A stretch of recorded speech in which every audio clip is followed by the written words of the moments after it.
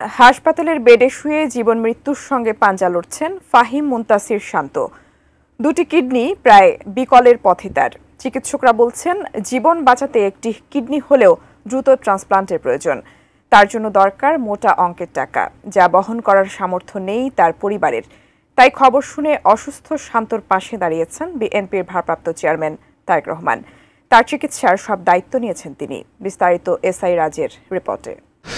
সুস্থ হয়ে আবারও রাজপথে জনগণের জন্য কাজ করতে চাই। দুটা কিডনি শেষ, প্রায় 50 লক্ষাধিক টাকার মতো লাগবে। বিএনপির ভারপ্রাপ্ত চেয়ারম্যান তারেক রহমান সাহেব মনেই করে যে এই দলটা আমাদের, এই দলটা জনগণের।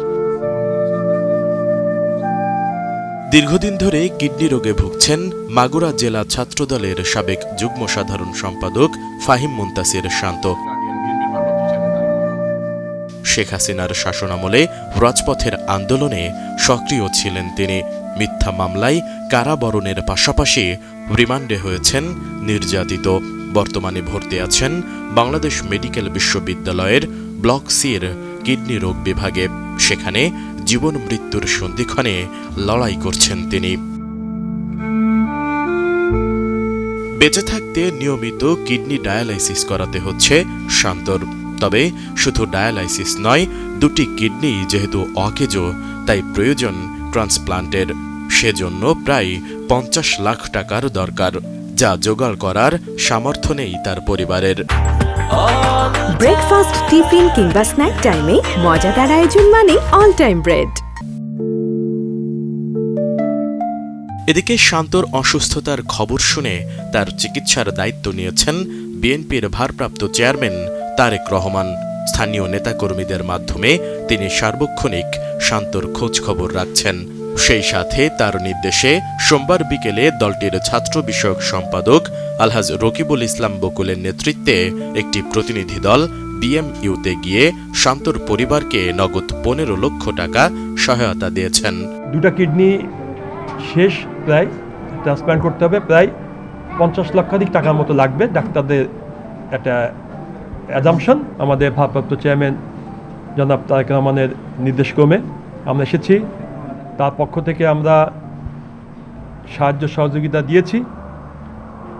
উনি যেটা পাঠিয়েছেন, এবং উনি বলে পাঠিয়েছেন আমাদের ছাত্রদল নেতা যতক্ষণ সুস্থ না হবেন উনি শেষ পর্যন্ত তার পাশে থাকবেন। এ সময় উপস্থিত ছিলেন ছাত্র দলের কেন্দ্রীয় সাধারণ সম্পাদক নাসির উদ্দিন নাসির। তিনি বলেন, শুধু শান্ত নয়, গত 16 বছরে যারা শেখ হাসিনার দমন পীড়নের শিকার হয়েছেন, তারেক রহমানের নির্দেশে তাদের পাশে আছেন তারা। বাংলাদেশে গত 15.5 বছর ধরে যে প্যাসিবাদ কায়েম ছিল, তার নিষ্ঠুর নির্যাতনের ফসল এই শান্ত অসুস্থ হওয়া।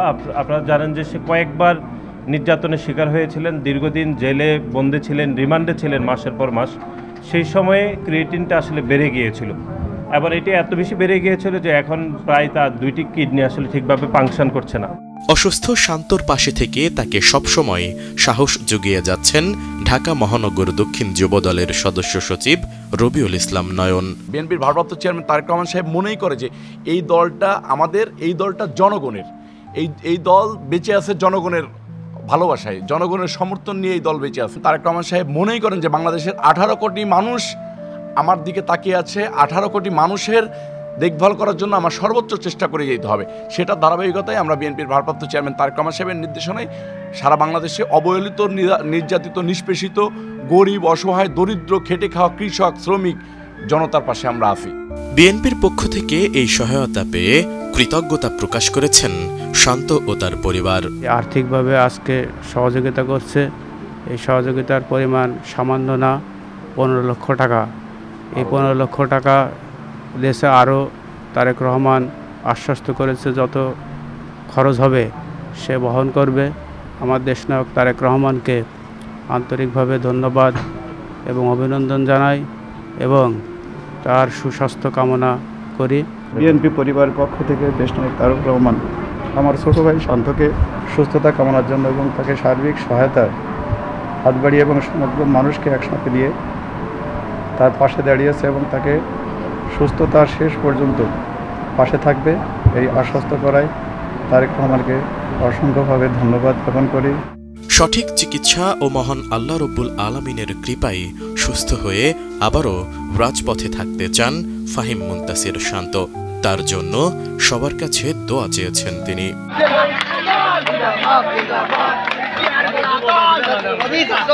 S I Raj, ATN news, Dhaka.